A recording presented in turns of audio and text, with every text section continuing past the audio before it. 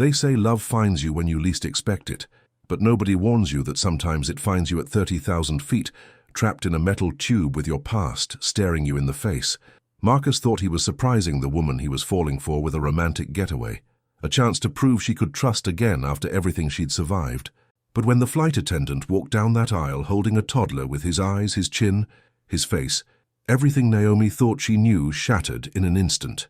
What she didn't know was that the truth was even more devastating than the lie she imagined, and that sometimes the worst moments become the doorway to something beautiful. This is the story of a plane ride that changed everything, a viral photo that nearly destroyed them, and two broken people who had to decide, run from love or choose brave. Subscribe and drop a comment telling us if you've ever had to choose between fear and love, because this story is about to take off, and trust me, the landing is worth the turbulence. Naomi's red pen hovered over the misspelling of because the third time this week from the same student, when her phone buzzed against the desk. She glanced at the screen, saw Marcus's name, and felt that familiar flutter low in her chest. 3 months, and it still caught her off guard every time. Can you meet me in the parking lot? I have something for you. Her stomach tightened. Surprises. Derek had loved those too, back when she still believed his smiles. She packed slowly, stacking papers into neat piles, unplugging the string lights she'd hung above the reading corner. The classroom smelled like crayons and dry erase markers, and the April sun slanted golden through windows covered in construction paper butterflies. This room had saved her. These walls, these tiny desks, the routine of spelling tests and recess duty, they'd given her a place to exist when she'd fled Derek's apartment with 2 suitcases and a heart that felt like shattered glass. Outside, Marcus leaned against his car, wildflowers in hand. Not roses, not the expensive, showy arrangement Derek would have chosen to prove a point. Wildflowers, purple asters and white daisies, bright and unruly, the kind she'd mentioned loving during their second date at the farmer's market. He'd remembered. Hi. His smile was tentative, almost shy. He handed her the flowers, then an envelope. She opened it. 2 first-class tickets to Charleston, South Carolina. Departure tomorrow morning. A printed reservation for a bed and breakfast. Separate rooms, she noticed, near the Battery. Her throat closed. I wanted to show you something. Marcus shifted his weight, hands in his pockets. That you deserve effort. Real effort. Not just coffee dates and borrowed time. He paused. I checked your school calendar. I know you're off Monday for teacher workday. We'd be back Sunday night. Charleston. She'd told him once that she loved old cities, architecture that remembered things. He'd filed it away like it mattered. Derek used to plan trips too, then spend them critiquing her outfit choices, her appetite, the way she laughed too loud at strangers' jokes. You can say no. Marcus's voice pulled her back. No pressure. I wanted you to know I'm serious about this. About you. The wildflowers trembled in her grip. She thought of Tasha's voice last Sunday over pancakes. When are you going to let yourself have something good? Naomi looked at Marcus, at the hope in his face, unguarded and patient, and made a choice. Yes. Her voice came out steady. I'd love to go with you. His smile broke open, relief and joy tangled together, and when he hugged her, she let herself sink into it, let herself believe. Naomi stood in her bedroom at 6 in the morning, staring at the suitcase she'd packed 3 times already. The blue sundress was back in, then out, then in again. Did people dress up in Charleston? Would Marcus think she tried too hard? Her apartment wrapped around her like a quilt, thrifted armchair she'd reupholstered in yellow fabric, succulents crowding the windowsill, photos of her third graders grinning gap-toothed at the camera. Every piece she'd chosen herself, every corner free of Derek's opinions. Her phone lit up, leaving in 20 minutes. Can't wait to see you. She met her own eyes in the mirror above her dresser. You can do this, she whispered. You deserve this. Marcus loaded her bag into his trunk at 6:30 sharp, and the weight that had been sitting on her chest since yesterday lightened. He didn't comment on the size of her suitcase or ask what took so long. Just smiled, closed the trunk, opened her door. The drive to the regional airport unwound in easy conversation. Marcus pointing out a Victorian house being restored downtown. Naomi laughing about how one of her students had smuggled a frog into class in his lunchbox. The morning stretched blue and gold outside the windows. At the airport, Marcus moved through check-in and security with quiet competence, and Naomi found herself relaxing into it. He offered to carry her bag, but didn't insist when she shook her head. returned from the coffee stand with her oat milk latte, 1 sugar, without asking, led them to a quiet corner of the gate area, away from the family whose toddler was already melting down near the windows. He noticed. He remembered. He anticipated without smothering. Naomi watched him scroll through news on his phone, reading glasses perched on his nose, and felt something crack open in her chest. Tenderness, yes, but also terror. Because this letting someone in, this trusting that his kindness wouldn't curdle into control, required a kind of courage she wasn't sure she still possessed. Marcus glanced up, caught her staring. "You okay?" She nodded, throat tight, laced her fingers through his when he reached across the armrest between their chairs. His palm was warm, steady. "Just happy," she said. His smile reached his eyes, but something flickered behind them, a shadow she couldn't name. Marcus squeezed Naomi's hand and felt the lie coat his tongue like ash. He should tell her, right now before they boarded, before this weekend became something he couldn't take back. "I was married. My wife died. I lost a daughter I never got to meet." But the words lodged in his throat the way they always did. How did you drop that kind of weight on someone who'd only just started to trust you? Naomi deserved lightness, joy, a weekend without ghosts. Not the knowledge that the man holding her hand still woke some nights reaching for someone who wasn't there. Emma, 28 and golden-haired, and so excited about the nursery they'd painted seafoam green. She'd picked out a name, Lily, and folded tiny onesies while humming off-key. Then preeclampsia, then seizures, then an emergency delivery room where everything went wrong at once. The baby never cried. Emma never opened her eyes again. A year later, Marcus met Gabby at Jordan's birthday party, and she laughed at his jokes and didn't ask why he flinched when someone mentioned hospitals. He proposed because being engaged felt like proof he was still alive, but grief had teeth, and it bit down hard when he least expected it. Gabby left a week after accepting his ring, eyes red and guilty. "I can't be what you need. I'm sorry." 3 years, therapy, work, silence about the parts of him that still bled. Until Naomi, with her careful smile and the way she tilted her head when she listened, like his words actually mattered. "Now boarding first-class passengers." Naomi stood, slinging her bag over her shoulder. Marcus followed her down the jet bridge, heart hammering against his ribs. Tell her now." They stepped into the cabin, sleek leather seats, overhead bins still empty, flight attendant smiling her professional smile. Naomi slid into 1B, and Marcus took 1A, closest to the aisle. Sunlight poured through the windows. Naomi turned to him, eyes bright. "Thank you for this, for seeing me." Marcus's chest constricted. She was thanking him for seeing her while he hid entire years behind his teeth. "You're easy to see," he said, and hated himself for the cowardice. Naomi settled back into her seat, exhaling like she'd been holding her breath for months, maybe years. The cabin began filling slowly around them. Business travelers, couples, someone's grandmother clutching a crossword puzzle book. Marcus buckled his seatbelt and told himself he'd find the right time this weekend. He'd tell her everything. He had to. The plane hummed with that particular energy of departure, bags thudding into overhead bins, passengers settling with sighs and rustling newspapers. Naomi pressed her forehead against the cool window, watching ground crew load luggage into the belly of the aircraft. Marcus flipped open a slim guidebook, pages already marked with sticky notes. "Look at this place, Magnolia Plantation. They have these gardens that are 300 years old." She leaned into his shoulder, breathing in his familiar scent of cedar and coffee. The photos showed moss-draped oaks and paths winding through explosion of azaleas. Something in her chest unclenched. "We could go Sunday morning," Marcus said, his finger tracing the map, "before it gets crowded."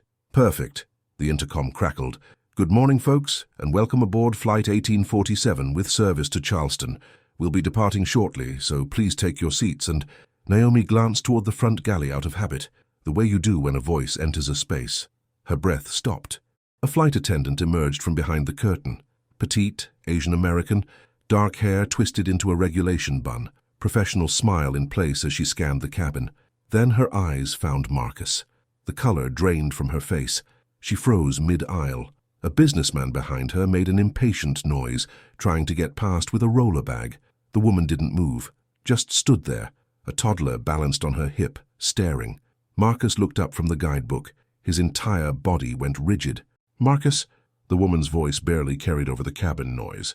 Naomi's stomach dropped. The way she said his name, familiar, wounded, thick with history. Gabby. The word tore out of Marcus like something dying. The woman, Gabby, approached slowly. The toddler squirmed, chubby hands reaching toward Marcus. Passengers shifted in their seats, sensing drama the way crowds always do. Naomi looked at the child, blue eyes. Marcus's exact shade of blue, dimpled chin, the same cleft. No. Dada, the boy said, his voice high and sweet. Gabby's eyes filled with tears. I didn't know you'd be on this flight. I swear, I didn't.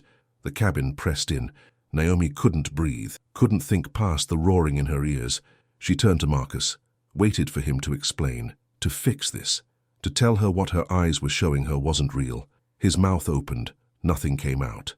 A businessman 3 rows back cleared his throat loudly. Another flight attendant appeared, touching Gabby's elbow. We need to prepare for departure. Gabby nodded, jerky and mechanical. I have to. We'll talk later, after we're in the air. She hurried toward the galley, the toddler bouncing against her shoulder. The boy looked back at Marcus with those impossible blue eyes, waving a small hand. Naomi's voice came out flat. Who is that? Naomi. I can explain. Who is that child? Marcus's hands trembled against the armrest. It's not... She's my ex-fiancée, but the boy, he isn't... Please take your seat so we can close the cabin door, the flight attendant announced, her tone professionally bright, despite the tension crackling through first class. Naomi reached for her seatbelt. Her fingers felt numb, disconnected. The buckle clicked with a sound like a cell door closing. The cabin door sealed shut. Heavy, final, trapped. The captain's voice filled the space, warm and unconcerned. Flight attendants, prepare for departure. Naomi stared at her reflection in the window. The woman looking back had been stupid enough to trust again.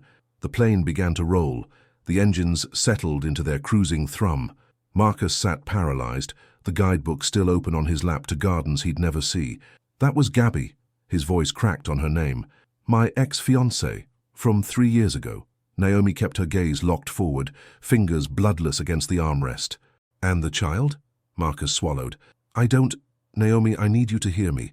That boy isn't mine. I've never seen him before in my life. Her laugh came out sharp, jagged. He has your eyes, your face, Marcus. The plane lifted, nose tilting skyward, and Naomi felt the ground drop away beneath them. Committed now. No exit. Gabby and I were together 3 years ago. She left. I haven't seen her since, haven't heard from her. Why didn't you tell me you were engaged before? Each word landed quiet, dangerous. Marcus opened his mouth, closed it. How could he explain Emma without explaining everything? It was complicated, painful. I didn't know how to mention you were engaged, that you have a child? Heads turned in the rows ahead. Marcus felt heat crawl up his neck. He reached for her hand. She jerked away like he'd burned her. The rejection punched through his chest. Physical, immediate, every loss compounding into this single moment. Naomi stared at the seat back in front of her, vision blurring. This was Derek, repackaged in better wrapping. She'd tested Marcus, watched for signs, rebuilt her instincts from rubble, and still she'd missed something this massive. You're so stupid, so pathetically easy to fool. The seatbelt sign chimed off. Marcus unbuckled, angling toward her. Please, let me explain everything. Not here, but somewhere we can actually talk. Naomi, I swear on everything I have, that child is not mine. She finally looked at him. Her eyes were dry, devastated. You had a fiancé you never mentioned. There's a child who looks exactly like you, and I'm stuck on this plane with you for 2 more hours, then stuck in Charleston for a weekend I can't afford to cut short. She stood, needing distance, needing oxygen. I'm going to the bathroom. Don't follow me. Naomi moved down the aisle, past passengers pulling out laptops and magazines, past the galley where Gabby stood frozen with a tray of drinks, their eyes catching, Gabby's swimming with apology, Naomi's flat with betrayal. She locked herself in the lavatory, braced both hands on the tiny sink. Her reflection stared back under the fluorescent strip. Same woman who'd whispered, "Please let this be real," 24 hours ago. How did I let this happen again? Naomi gripped the sink edge, water dripping from her chin. The fluorescent light buzzed overhead, clinical and exposing. She looked at her reflection, the same woman who'd been laughing over coffee an hour ago, planning which historic sites to visit first. She grabbed paper towels, pressed them hard against her face. Couldn't stay locked in a closet-sized bathroom forever. The door unlocked with a hollow click. Gabby stood waiting in the galley, half hidden behind the beverage cart. A white envelope trembled in her hands. Please. Her voice barely carried over the cabin noise. "I know you have no reason to trust me, or him, or any of this, but you deserve the truth." She held out the envelope. "I wrote this for you. Everything that happened 3 years ago, everything about Liam, it's all in here. I'm not asking you to forgive Marcus or me. Just please read it before you make any decisions." Naomi stared at the paper like it might detonate. "Why should I believe anything you write?" Gabby's eyes were swollen but steady. "Because I have nothing to gain from lying to you. I'm married. I have a child. I don't want Marcus back." She pressed the envelope into Naomi's palm. "I just don't want my past mistakes to destroy something good for him." Her fingers closed warm around Naomi's. "I'm so sorry for all of it." A call button chimed. Gabby pulled away, returning to her duties. Naomi walked back to her seat on autopilot, the envelope burning against her skin. Marcus straightened the moment she appeared, hope and terror colliding across his features. She sat without speaking. "What's that?" "A letter. From Gabby. She says it explains everything." Marcus went pale. "Naomi, whatever she wrote, don't." The word came out flat. "Just don't. I need to read this myself." She turned toward the window, shoulder angled to shut him out. Marcus slumped back, helpless. 3 rows behind them, an older woman leaned toward her husband. "That poor girl caught her man cheating, I bet," the whisper carried. Naomi's cheeks flamed. Her hands shook as she turned the envelope over. Derek's voice echoed in her skull. "You're too sensitive. You imagine drama where there is none. You're crazy, Naomi." But Derek had also taught her to ignore obvious warnings, to explain away cruelty as concern. She thought about the past 3 months. Marcus remembering her coffee order. Marcus asking about her students by name. Marcus respecting every boundary she'd drawn. Never pushing, never demanding. But what did she actually know about him? Parents in North Carolina. A younger brother. Some hard years, in his late 20s, that he'd never explained. She'd called it emotional availability, developing slowly. What if it had been evasion all along? Naomi opened the envelope, pulled out 3 pages covered in tight handwriting. "Dear Naomi, you don't know me, but I know what you're feeling right now because I caused it. My name is Gabrielle Chen, and 3 years ago, I made the worst mistake of my life. I left Marcus Hale 1 week after his wife died." Naomi's breath stopped. "Wife?" She looked up sharply. Marcus stared straight ahead, jaw locked, sensing what she'd just read. She dropped her eyes back to the page, hands shaking for entirely different reasons. She turned toward the window, creating a wall between them. Marcus sank back into his seat. The envelope sat in her lap, 3 pages thick. Behind them, an older woman leaned toward her husband. "That poor girl. Caught her man cheating, I bet." The words carried just far enough. Heat crawled up Naomi's neck. She slid her finger under the envelope flap. The paper tore with a whisper. 3 handwritten pages on airline stationery. Gabby's writing cramped tight, like she'd tried to fit too much truth into too little space. "Dear Naomi, you don't know me, but I know what you're feeling right now because I caused it. My name is Gabrielle Chen, and 3 years ago I made the worst mistake of my life. I left Marcus Hale 1 week after his wife died." Naomi's breath stopped. "Wife?" She looked up sharply. Marcus stared straight ahead, jaw locked, sensing what the letter contained. She kept reading. "Marcus met Emma in college. They were soulmates. Everyone who knew them said so. They married young at 25, and when Emma got pregnant at 28, Marcus was the happiest I'd ever seen anyone." The words blurred.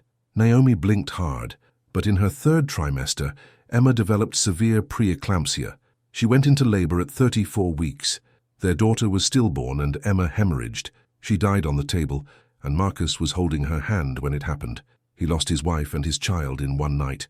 Naomi pressed her palm against her mouth. "I met him a year later at a mutual friend's party. He seemed functional, together even. We became friends, then more. He proposed after 6 months, and I said yes." The page trembled in her hands. But Marcus was drowning in grief he'd never processed. He had nightmares every night, screaming Emma's name. He kept a corner of his apartment as a shrine. Her clothes, photos, her hospital bracelet. I tried to be patient, but I was 27 and terrified. One night he woke up sobbing, saying he wanted to die, that living without Emma was unbearable. A week later I told him I couldn't do it anymore. I left. Naomi turned the page. "I ran to my sister's in California and tried to forget. It was cowardly, and I've regretted it every day since. About Liam, he is not Marcus's son. Liam is my husband David's child. David has distant Irish ancestry, and Liam happened to inherit blue eyes and features that coincidentally resemble Marcus's family. I know how it looks. Believe me, when Liam was born and I saw his eyes, I almost had a panic attack thinking somehow fate was mocking me. But Marcus and I were never intimate in a way that could have resulted in pregnancy, and the timeline doesn't match. Relief hit like vertigo. I returned to this area 6 months ago because David got a job transfer. I took this flight attendant position to rebuild my independence after being a stay-at-home mom. Running into Marcus today was pure horrible coincidence. I'm telling you this because Marcus is a good man who was broken by unimaginable loss. He's probably never told you about Emma, because talking about her destroys him, the final page. But you deserve to know the truth. He's not hiding a child or a secret family. He's hiding grief that nearly killed him. I hope you can forgive him for that. I hope he can forgive himself. And I hope someday he can forgive me. Gabby Naomi folded the pages with shaking hands, turned to Marcus. He still wouldn't look at her. Tell me about Emma. His composure shattered, hands trembling, breath ragged. I can't. Marcus. Her voice stayed soft. Tell me about Emma. The plane taxied toward the gate, rubber wheels grumbling against tarmac. Around them, passengers reached for overhead bins, yanked out carry-ons, checked phones that had been off for an hour. Naomi stayed put. Marcus didn't move either. Through the window, palm trees bent in the breeze. The sky stretched blue and endless, beautiful in a way that felt wrong. The aisle cleared, row by row. Business travelers first, then families wrangling children and too many bags. Gabby appeared from the galley. Liam balanced on her hip. She walked toward them as the last passengers shuffled past. She stopped at their row. Her uniform was crisp, her face pale beneath professional composure. Marcus, Naomi. Liam grabbed at her hair. She adjusted him without looking away. I need to say this before you go. Her voice held steady, barely. Marcus, I'm sorry. For leaving. For not being strong enough. For letting you think you were too much when really I was too little. You deserved better. Marcus's throat worked. He managed a nod. Gabby turned to Naomi. Take care of him. He acts like he doesn't need anyone, but he does. Then she moved on, disappearing into the forward cabin. The jet bridge stretched forever. Their footsteps echoed against curved walls. Baggage claims smelled like recycled air and floor wax. The carousel spun in lazy circles, empty for now. They stood side by side, waiting. Do you still want to do this weekend? Marcus's question came quiet. I can book you a separate room, or a flight home, whatever you need. Naomi watched the carousel turn. The smart thing would be leaving. The safe thing. Don't let fear make your choices. Tasha's voice, clear, as if her sister stood right there. I want to try. Marcus's head turned toward her. But no more secrets, Marcus. If there's anything else, anything, I need to know now. He took a breath, let it out slow. There's nothing else. Emma was the only woman I've ever married. Gabby was a mistake I made while trying to survive. He paused. And you're the first person since Emma who's made me think about a future, instead of just enduring the present. The carousel lurched into motion. Bags tumbled down the chute. Naomi spotted hers first, reached for it. Marcus grabbed his own. At the rental counter, he handled paperwork while Naomi pulled out her phone. Long story. I'm staying the weekend. Call you later. Tasha's response came instantly. Is he an axe murderer? The laugh burst out of her half-sob. Her thumbs moved. No, just human. The rental was a silver sedan that smelled new. Marcus drove, following GPS directions through streets lined with ancient oaks. Spanish moss hung like curtains from the branches. Naomi watched Charleston unfold outside her window. Her therapist had said once, after she'd left Derek, trust isn't about never being hurt. It's about believing you can survive being hurt and still be okay. She'd thought that meant building walls, avoiding risk. Maybe it meant choosing courage when everything in you screamed run. Marcus gripped the wheel at 10 and 2, eyes on the road. You have to tell your story to someone eventually, or it will tell you. Dr. Warren had assigned that homework 2 years ago. He'd resisted, convinced his grief was a burden no one should carry. Today, he'd done it. On an airplane, trapped and desperate. And Naomi hadn't run. The question was whether she'd stay. The GPS announced their arrival. Marcus turned into a narrow driveway. The bed and breakfast rose before them, antebellum yellow with white trim, wrought iron fence circling the property. Azaleas bloomed pink and white along the foundation. A woman emerged from the front door, 60-something with silver hair and a welcoming smile. Mr. Hale, Miss Bennett. Welcome, welcome. Mrs. Henderson practically glowed with hospitality. I have you in our two finest rooms just as you requested. She winked, though couples often find they only need one by the end of the weekend. Naomi and Marcus exchanged glances. Exhausted, raw, something tentative passed between them. Mrs. Henderson led them inside. Hardwood floors, antique furniture, the smell of lemon polish and fresh flowers. Up the stairs to the second floor, down a hallway papered in pale blue damask. Your rooms. She opened adjacent doors. Each room held exposed brick, a four-poster bed, French doors opening to a shared balcony. Dinner is served at 7 in the courtyard if you'd like to join us. Otherwise, Charleston is yours to explore. She smiled. I'll leave you to settle in. The door clicked shut. They stood in the hallway. 2 rooms, 2 choices. 2 hours to shower and decompress. Marcus's voice was careful. Then maybe walk the historic district, or we can stay here. Whatever you want. A walk sounds good. Naomi surprised herself with how steady she sounded. I need air, space to think. He nodded. They retreated to separate rooms. Naomi sat on the edge of her bed. The silence pressed in. She pulled out her phone, found Tasha's contact, hit call before she could change her mind. Naomi sat on the balcony, phone pressed to her ear, watching hummingbirds dart between jasmine blossoms. The Charleston heat wrapped around her like wet wool, but the shade offered mercy. Tasha answered on the first ring. Okay, start talking. What the hell happened? Naomi told her everything. The tickets, the flight attendant, Liam's blue eyes, Gabby's letter, Emma, the stillborn daughter, 3 years of grief Marcus carried alone. Tasha listened, sharp breaths, muttered curses, mostly silence. When Naomi finished, her sister said nothing for a long moment. Nay, the childhood nickname landed soft. Are you safe? Do you trust him? Yes. The answer came without hesitation. I'm safe. And I think I do trust him.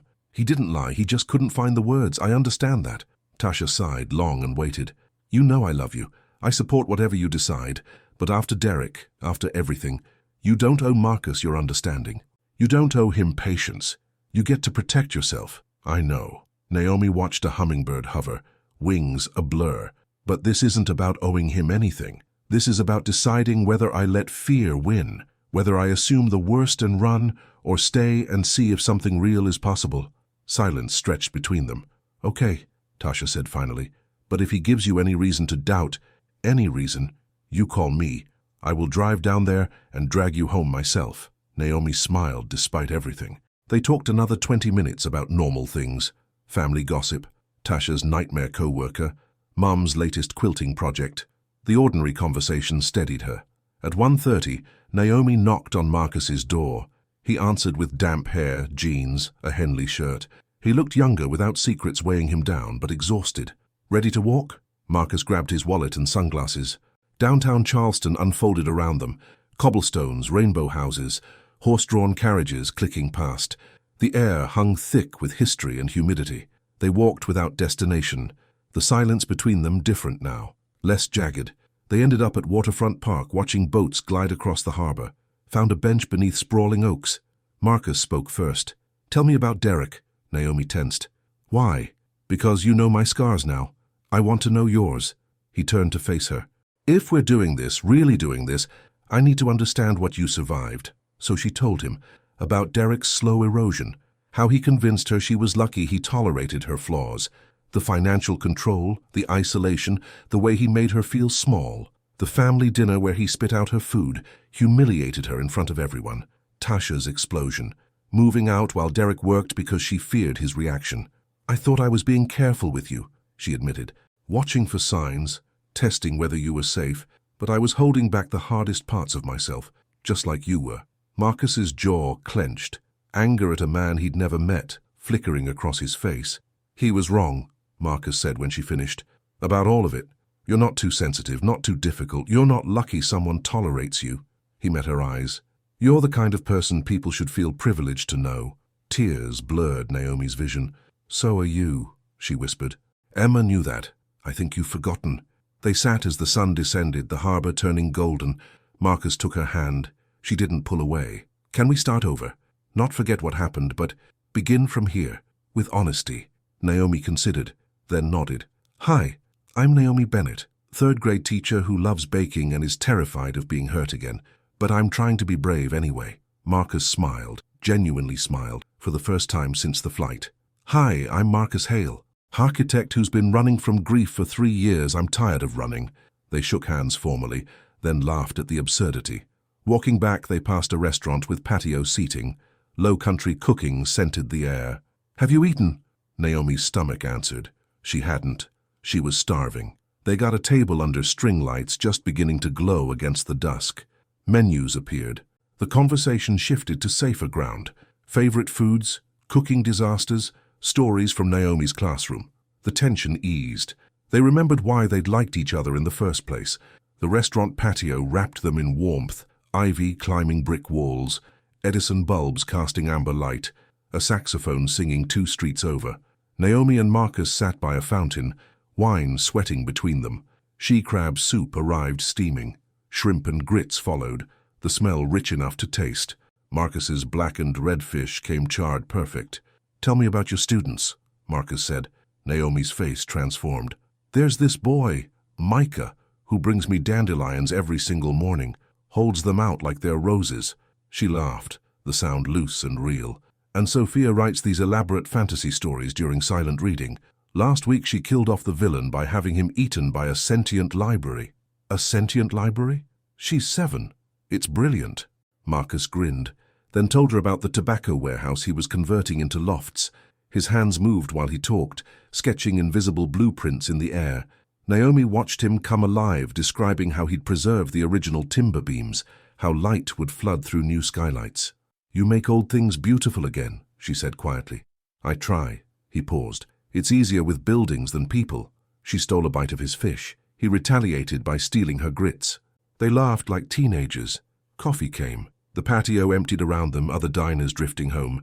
The candle on their table burned low. Marcus set down his cup. I haven't said Emma's name out loud to anyone in 2 years. Not my parents, not Jordan. After the first few therapy sessions, I just stopped. Today on that plane, I said it to you. He met her eyes. And I didn't break. Naomi reached across the table, covering his hand. You're allowed to carry her with you. Moving forward doesn't mean forgetting. His eyes went bright. Thank you for not running. I know you had every reason. She squeezed his hand. I'm still here. They walked back slowly, wandering down side streets. Art galleries displayed low-country paintings behind dark glass. An antique shop window held a porcelain doll that gave Naomi the creeps. Marcus made it dance, and she shoved him, both of them laughing. At the B&B, Mrs. Henderson sat on the porch swing with a paperback. Lovely evening. We did, Naomi answered. Meant it. They climbed the stairs, footsteps creaking on old wood. In the hallway between their rooms, Marcus pulled out a small bourbon bottle. Nightcap on the balcony? I packed it, just in case. Naomi laughed. Perfect. Sunday morning sunlight poured through the French doors. Birdsong filled the room, cardinals and mockingbirds competing for territory. Naomi woke slowly, stretching against soft sheets, disoriented.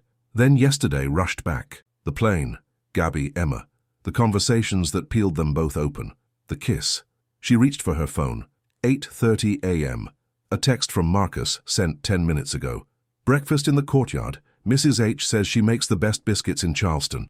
Naomi smiled, typing back. Give me 20 minutes. The shower ran hot.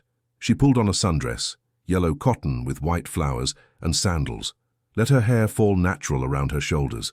Minimal makeup. The mirror showed someone hopeful. The courtyard smelled like butter and coffee. Fluffy biscuits sat drowning in sausage gravy. Fresh fruit glistened in a bowl. Scrambled eggs steamed, cheese melted through. Marcus waited under a magnolia tree, and when he saw her, his whole face opened. Sleep okay? He asked. Better than I have in months. They planned while eating. The historic market, Rainbow Row, maybe a plantation tour. The day unfolded, like something staged. They wandered the Charleston City Market, where vendors wove sweetgrass baskets, where pralines cooled on wax paper. Naomi tried on a floppy sun hat. Marcus bought it before she could protest. They took selfies in front of rainbow-colored houses on East Bay Street. Marcus made her pose 3 times to get the light right. Naomi laughed, swatting his arm. At the Nathaniel Russell House, Marcus gave an impromptu architecture lesson, pointed out neoclassical details, explained the flying staircase that seemed to float without support. Naomi watched him come alive and felt herself falling, Lunch was fried green tomatoes and pulled pork at a picnic table in the shade. Marcus told her about Jordan. He's been on my case for 2 years to stop moping and live. He's going to love you. Naomi grinned. Tasha will interrogate you within an inch of your life. But if she decides you're good for me, she'll defend you against anyone. They held hands walking. Marcus tucked her hair behind her ear when wind blew it loose. Naomi stole ice cream from his cone when he wasn't looking. Strangers smiled at them, young people in love. At the Battery looking toward Fort Sumter, Naomi let herself imagine more weekends, meeting families, maybe moving in together eventually. Terrifying how much she wanted it. Marcus imagined the same. Naomi at family dinners, in his loft watching movies, meeting his parents who'd worried since Emma, not being alone anymore. Monday morning, around 9:02 a.m. Naomi woke to her phone buzzing against the nightstand, insistent, angry. She reached for it, squinting at the screen through sleep-blurred eyes. 8 missed calls from Tasha, a dozen texts in the family group chat, notifications from Facebook and Instagram lighting up like a slot machine. Dread pooled in her stomach. Tasha's texts. "Nay, call me now. Naomi. Check Facebook, don't panic, but check Facebook." Naomi opened the app. Her hands were already shaking. The first thing she saw was the tagged photo, her and Marcus on the airplane, mid-conflict, Gabby visible in the background holding Liam. Grainy, taken from several rows back, but unmistakable. Her face showed devastation. Marcus's showed guilt. The caption, posted by someone named Jennifer Whitmore, "Caught some drama on my Charleston flight this weekend. That awkward moment when your boyfriend's side chick shows up working your flight with his baby. Dude in 1A was sweating bullets. Du busted, du a Charleston bound, du drama at 3,000 feet, shared 147 times."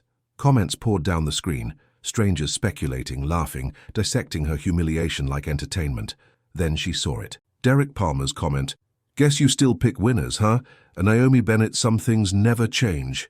The phone nearly slipped from her hands.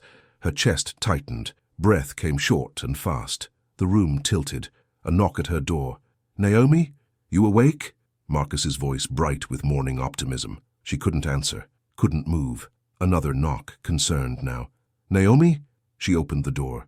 Marcus saw her face, pale, stricken, and his smile died. "What's wrong?" She handed him the phone without speaking. He scrolled. His expression shifted, confused, then horrified, then furious. Someone took a photo on the flight. They posted. He kept scrolling, reading comments, landing on Derek's. His jaw clenched.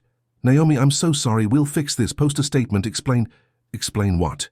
Her voice climbed, panic bleeding into anger. "That your wife died. That your ex showed up. That everyone's calling me a fool who got cheated on?" She grabbed the phone back, staring at Derek's comment. "Do you know what he did to me? He made me feel crazy, worthless, told me I was too stupid to see reality. And now he's here, proving he was right." Marcus reached for her. She stepped back. "I can't do this." The words broke her, even as she said them. "Everyone's watching, judging. This was supposed to be private mine, and now it's—" She gestured helplessly. "They're wrong," Marcus said desperately. "They don't know anything. We know the truth." "But they don't.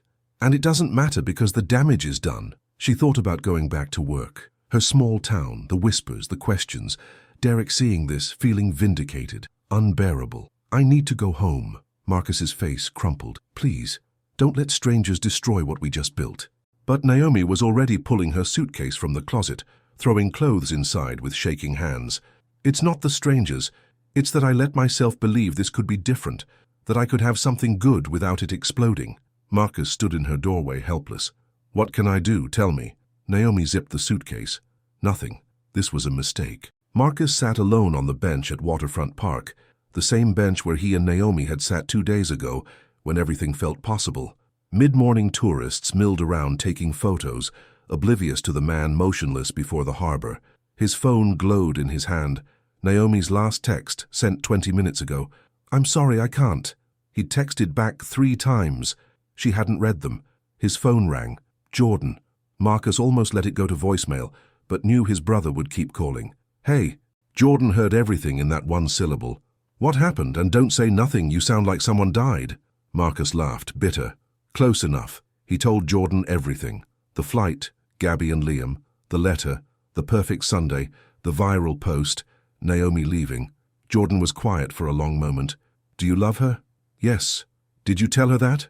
Marcus realized he hadn't. Not in those words. No. Then stop sitting wherever you're sitting and go tell her. She left Jordan. She got on a plane and left. So, you lost Emma because she died. You lost Gabby because you were both wrong for each other. You're about to lose Naomi because you're too scared to fight. Is that really how you want this story to end? The words hit Marcus like cold water. Jordan continued. She didn't leave because she doesn't care. She left because she's terrified, and you let her go because you thought it was what she needed. Maybe what she actually needs is for someone to show up and not give up on her. They talked for another 10 minutes. Jordan practical and loving, Marcus slowly coming back to himself. When they hung up, Marcus sat thinking. Then he pulled up Facebook, read the post and comments again. Derek's comment especially. He Googled Derek Palmer, found his profile, saw the cocky photos, the sales bro posturing. Marcus made a decision. He started typing a comment response, then deleted it. Engaging wouldn't help. Instead, he screenshotted everything and texted it to his brother. If I do this, I need to be smart about it. Help me. Jordan responded immediately. Now you're talking. Tuesday morning, 6 a.m. Naomi hadn't slept. She'd been lying in bed scrolling through photos from Charleston. Marcus laughing at the market, the two of them in front of Rainbow Row, the selfie from dinner Sunday night. She looked happy in every single one. Her phone showed 17 missed calls and 32 texts from Marcus, spanning Monday night into early Tuesday. She hadn't read any of them. She got up, showered, dressed for work mechanically. Today was Tuesday. She had school. Facing her students, their parents, the world felt impossible. But she went anyway. The school day was surreal. Her students were their normal, chaotic, loving selves, oblivious to her internal crisis. During lunch, the school secretary, Mrs. Patterson, stopped by Naomi's classroom. Are you all right, honey? You seem off. Naomi forced a smile. Just tired. Mrs. Patterson hesitated. I saw that post going around. Facebook is a cesspool. Don't you pay it any mind. Anyone with eyes can see you and that young man care about each other. The kindness broke something open in Naomi. Her eyes filled with tears. I left him. I got scared and left. Mrs. Patterson sat down at one of the student desks, comically small beneath her. Scared of what? Of being wrong again, of being laughed at, of people thinking I'm stupid. Mrs. Patterson nodded slowly. Your ex did a number on you, didn't he? Made you think other people's opinions matter more than your own heart. Naomi couldn't speak. Here's what I know, Mrs. Patterson said. You're one of the best teachers here. You're kind, patient, and you see the best in people, especially children everyone else has given up on.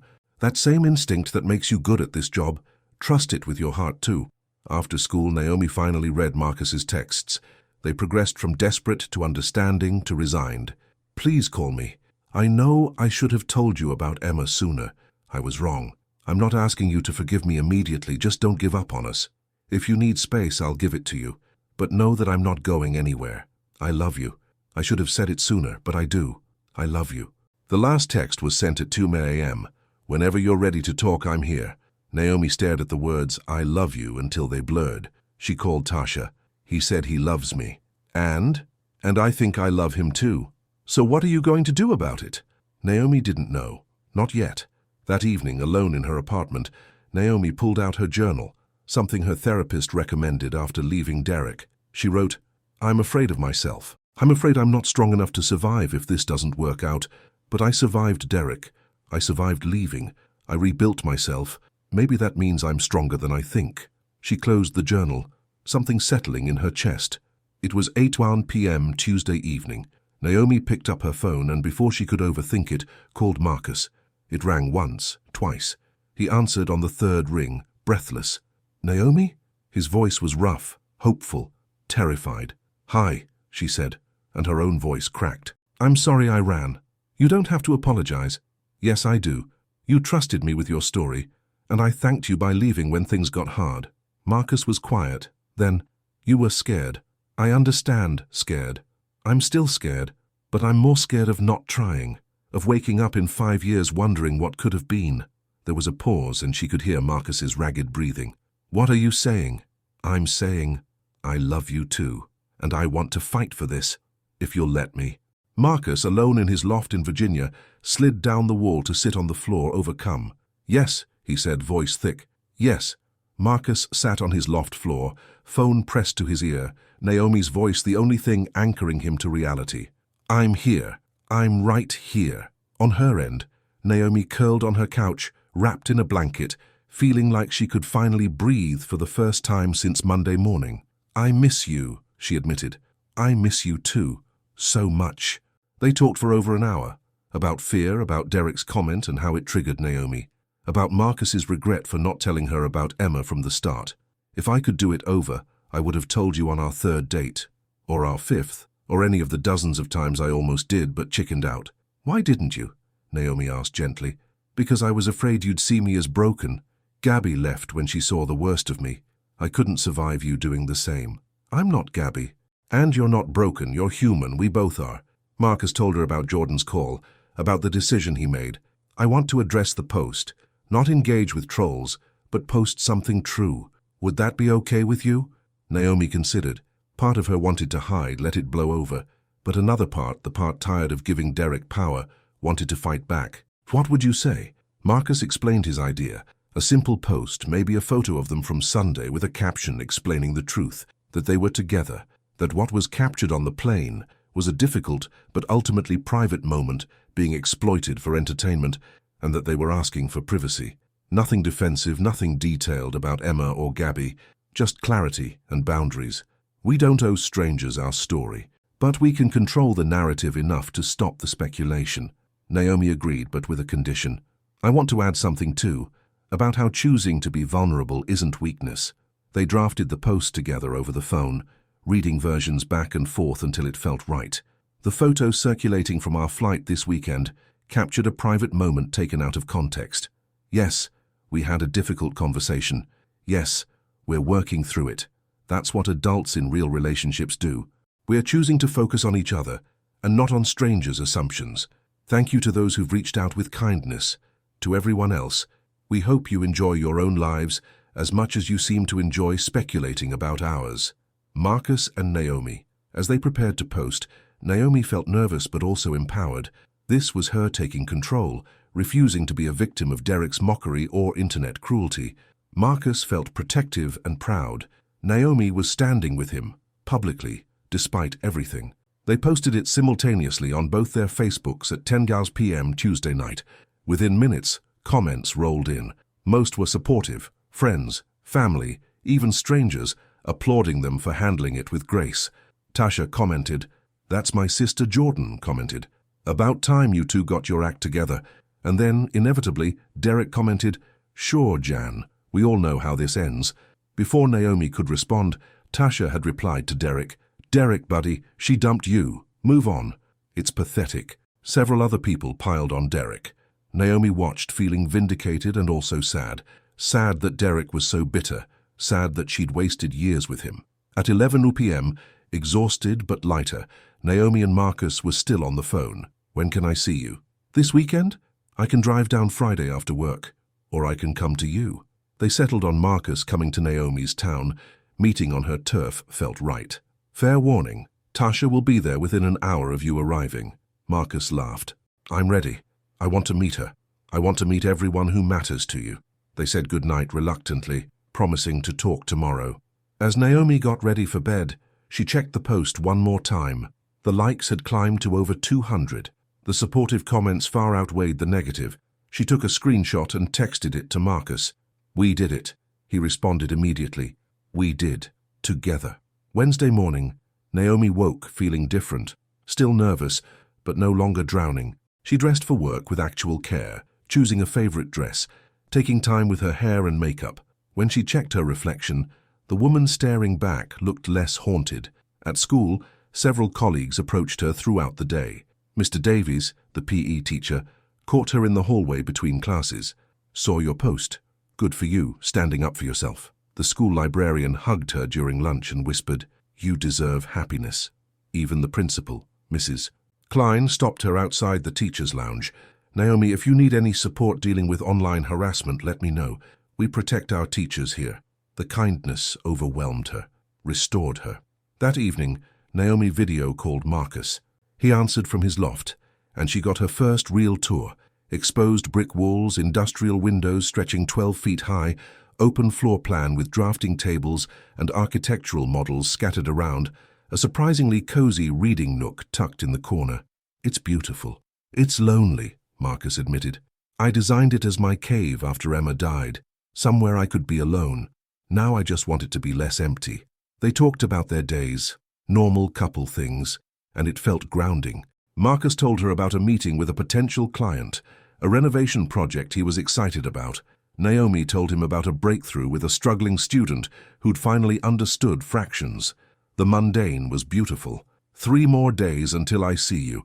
I'm counting down. Thursday passed similarly, both working, texting throughout the day, talking on the phone at night.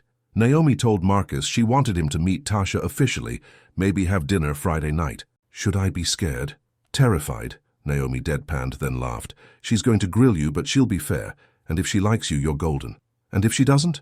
Then I choose you anyway, but family dinners will be awkward.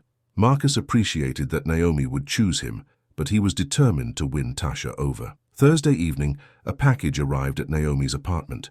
She opened it to find a leather-bound journal with her initials embossed on the cover, and a note, "For all the stories you're going to write, I believe in you." Naomi held it to her chest, crying happy tears.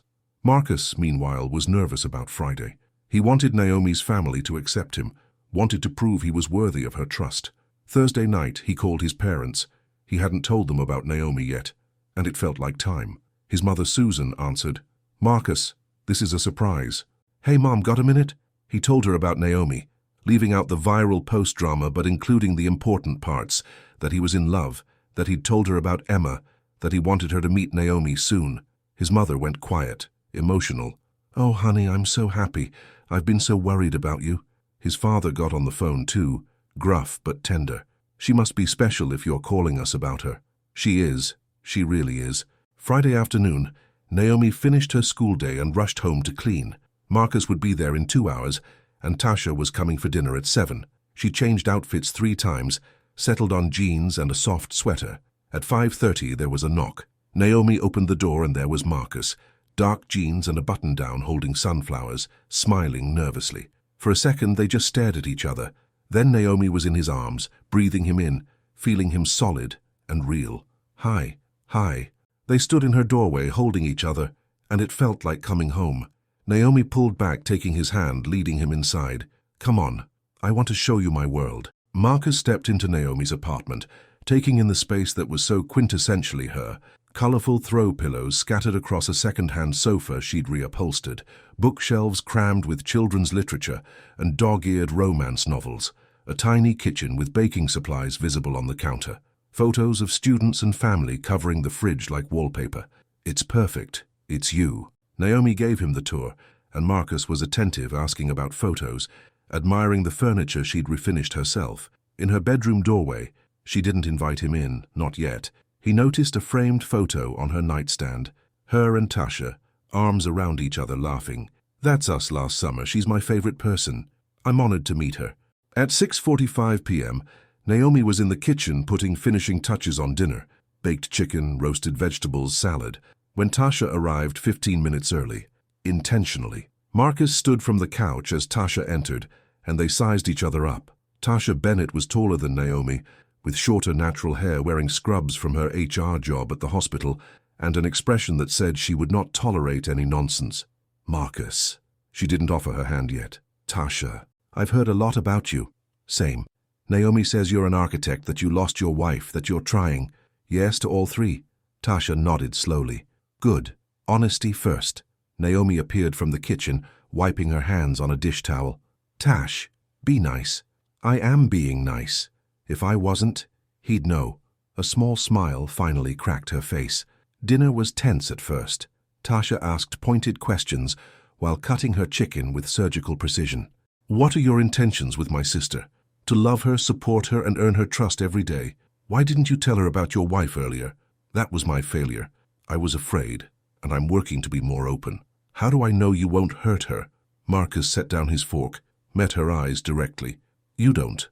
I don't know either, but I'm committed to trying my hardest not to." Tasha appreciated the honesty. Gradually, the tension eased. Saturday morning, early.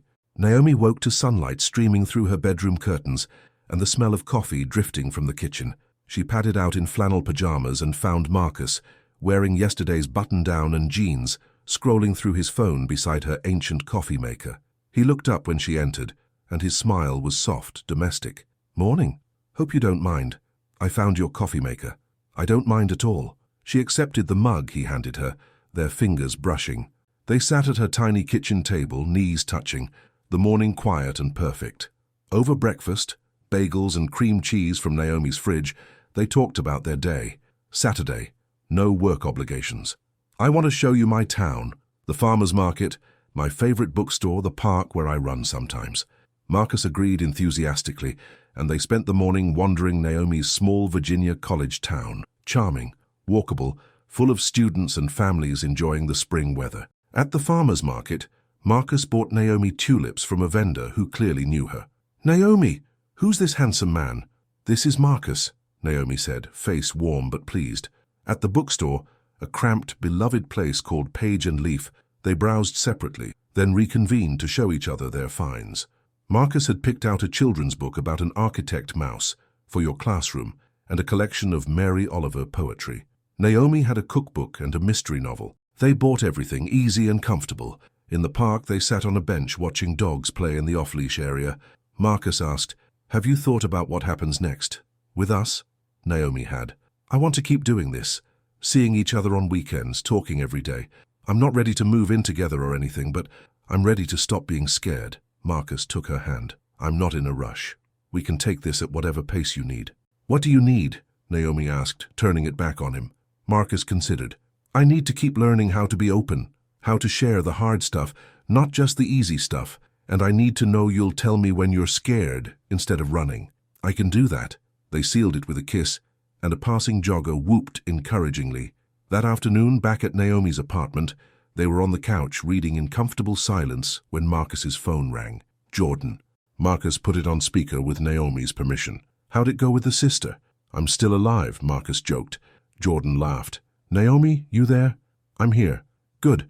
I'm just calling to formally approve of this relationship on behalf of the Hale family."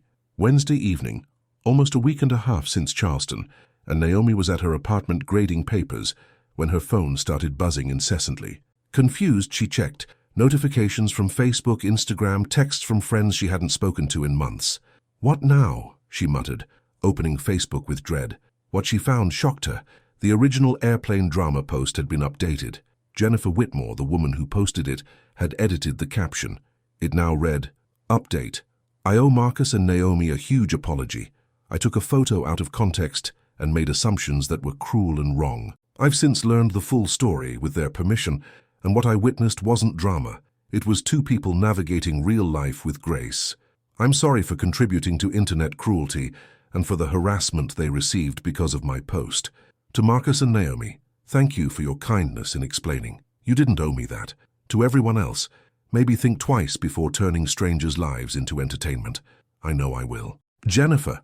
Below the update, Jennifer had posted a screenshot of a private message exchange where Marcus reached out to her kindly, not angry, just asking her to consider the impact of her post.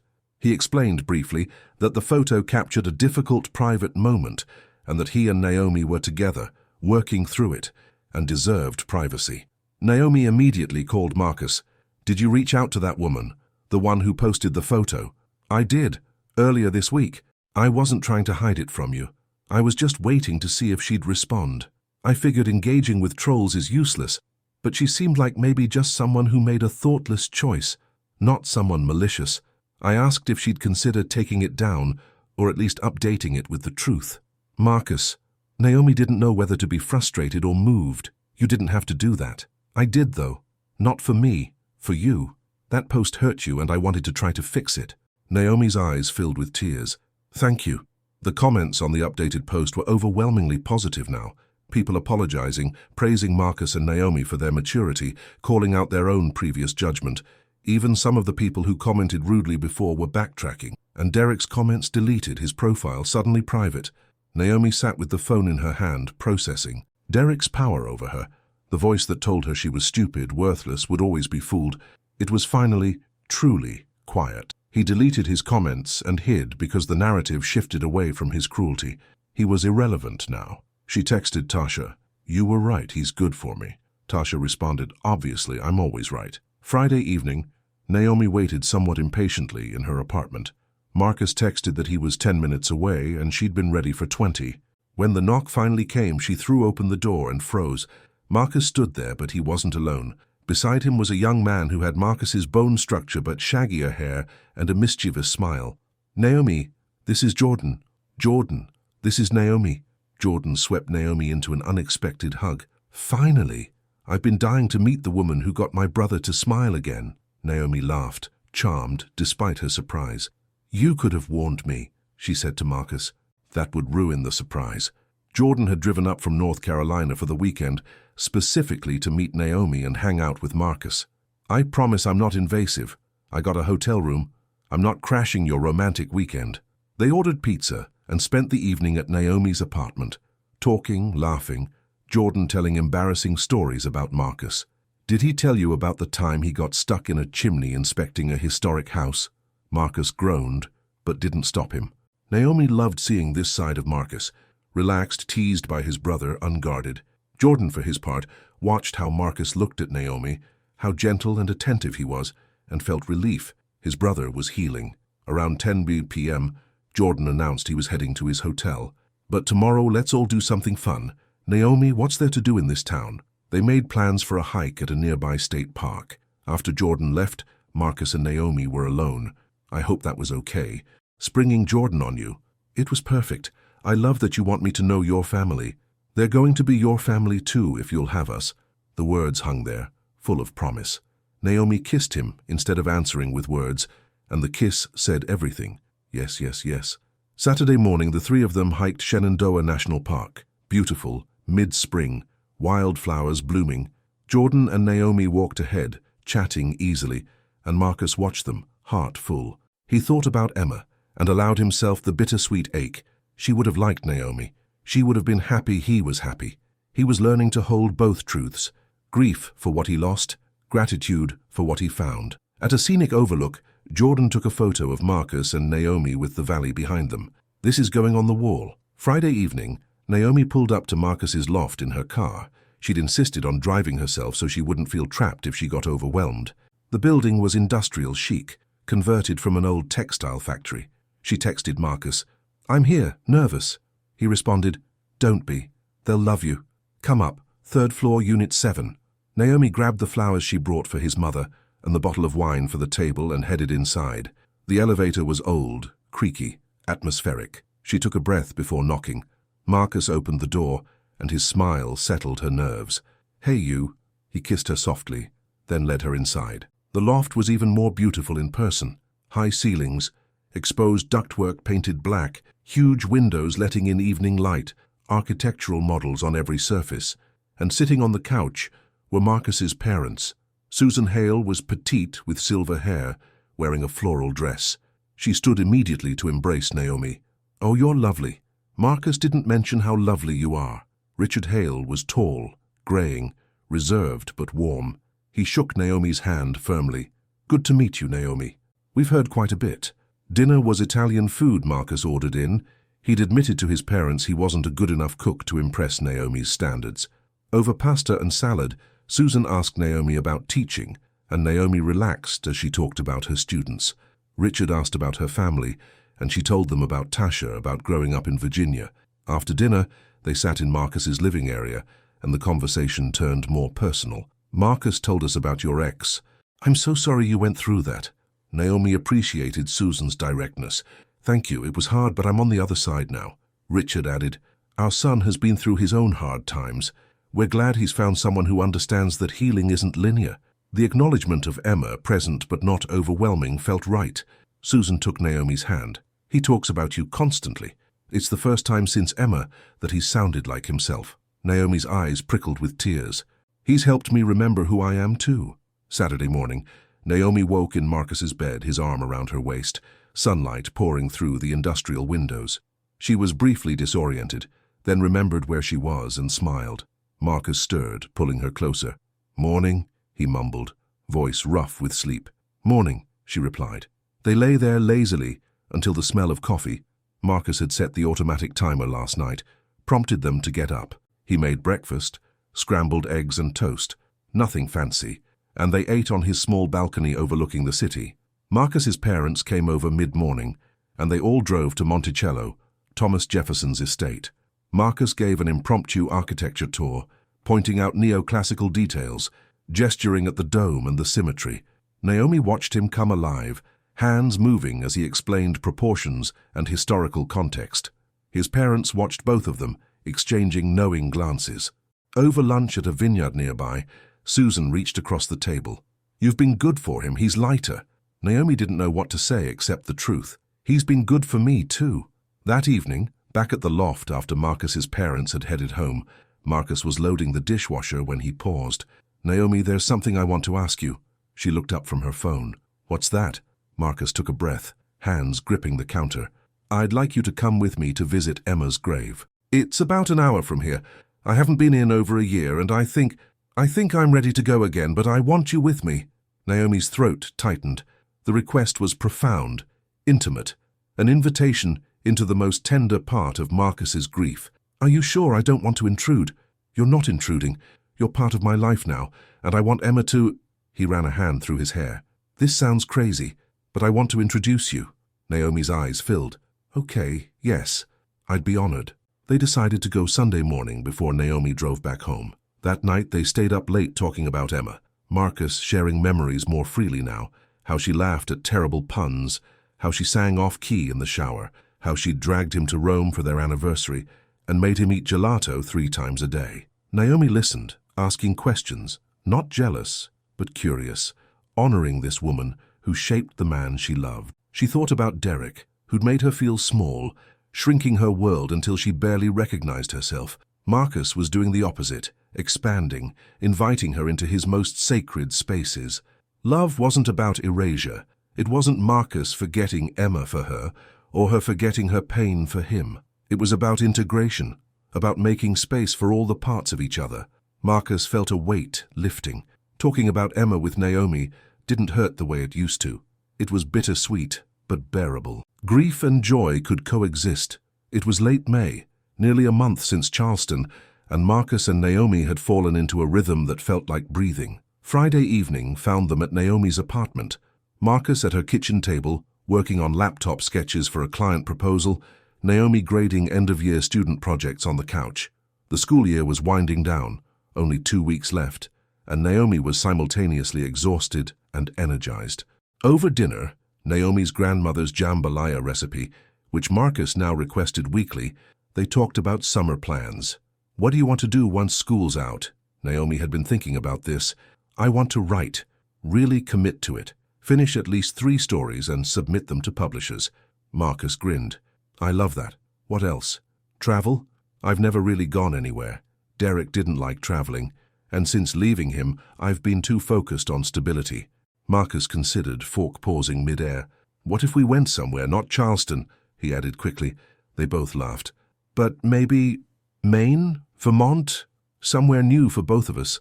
Naomi loved the idea.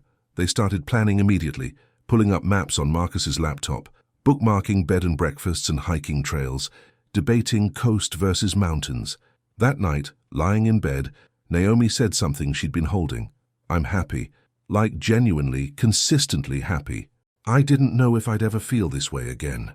Marcus kissed her forehead. "Me too, you've given me my life back." "We gave it back to each other," Naomi corrected. Marcus shifted to look at her, his expression serious in the dim light from the street lamp outside.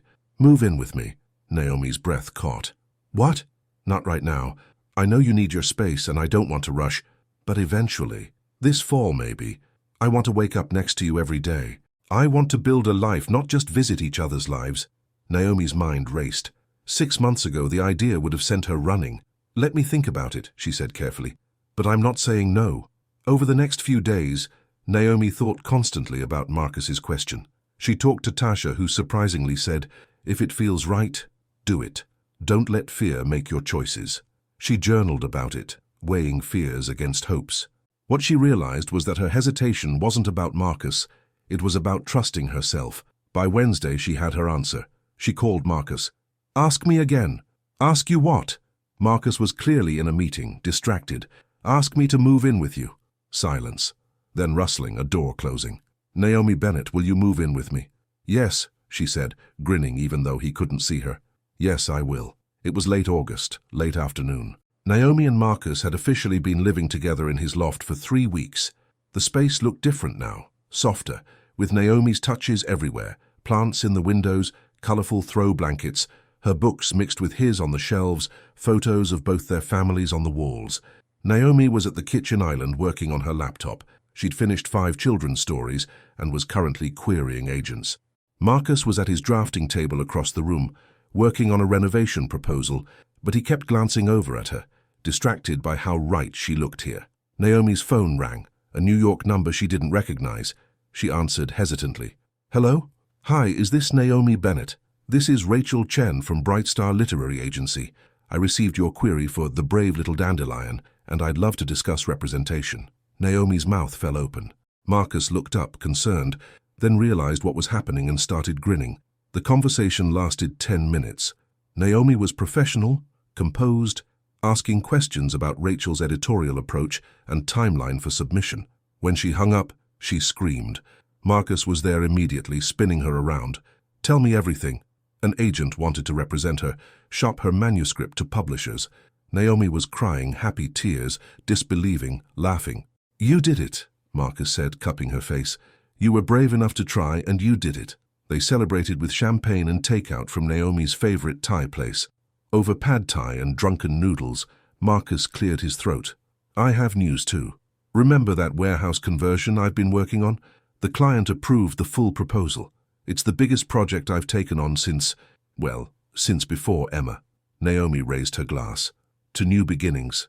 To taking risks," Marcus added. "To the future we're building," Naomi finished. Later, on the couch, Naomi asked something she'd been holding. "Are you happy? Really?" Marcus didn't hesitate. "Happier than I thought possible. No regrets about asking me to move in?" "None, though you do take up a lot of closet space," he teased. She swatted him. "You have a massive loft and you're complaining about closet space."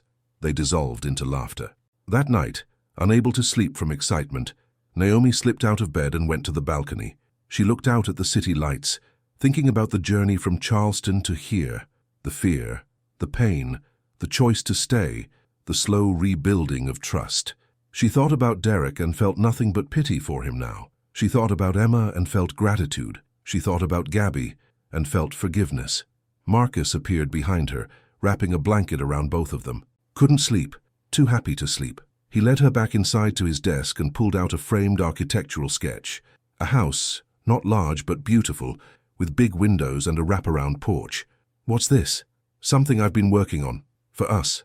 Not now, but someday. A house where we can grow old, have people over, maybe, if you want. Raise a family." Naomi's breath caught. They'd never talked about kids explicitly. "You want that? With you?" "Yes." Naomi studied the sketch, her future drawn in clean lines and possibilities. "Someday," she said. "Yes." It was early December, a year since Charleston. Naomi and Marcus were hosting their first real dinner party together at the loft. The guest list was carefully curated. Tasha and her new boyfriend Keith, a physical therapist she'd met at the hospital, Jordan and his girlfriend Amy, also a teacher, Marcus's parents, and, surprisingly, Gabby and her husband David. The invitation to Gabby had been Naomi's idea, a full-circle moment of grace and closure. The evening was warm, lively, full of laughter. Tasha and Susan bonded over embarrassing stories about their respective siblings. Jordan and David talked sports. The loft buzzed with overlapping conversations and the clink of wine glasses. Gabby approached Naomi in the kitchen where she was prepping dessert. "Thank you for inviting us. I wasn't sure if you'd ever want to see me again." Naomi looked at her. This woman who inadvertently changed her life. What happened on that plane was awful in the moment, but it forced Marcus and me to be honest with each other. In a weird way, I'm grateful. Gabby's eyes teared up. "You're kinder than I deserve." "We're all just doing our best," Naomi said, and meant it. They hugged, brief but genuine, and something old and painful finally settled. Later, Liam toddles over to Marcus, still calling him Dada. He called lots of men that, still in that phase. Marcus picked him up, tickling him gently until he giggled. Naomi watched, her heart full, imagining. After everyone left, Naomi and Marcus collapsed on the couch, exhausted but content. "That was perfect. We're good at this," Marcus agreed. At what? Life. Together. Naomi snuggled closer. Remember Charleston? When everything fell apart? I remember thinking I'd lost you. You almost did. I almost let fear win. But you didn't, Marcus said. You chose to stay. You chose brave. Naomi sat up, struck by the phrase, the same one she'd written in her journal months ago. Choosing brave. I like that. Marcus had something in his pocket, a small box he'd been carrying for weeks, waiting for the right moment. Now, in the quiet after their first real event as a unit, felt right. Naomi. She looked at him, saw something serious in his face. What? Marcus slid off the couch to one knee and Naomi's hands flew to her mouth. I'm not good with big speeches, but I know this. You saved my life, not by fixing me, I had to do that myself, but by seeing me, all of me, and choosing to stay anyway.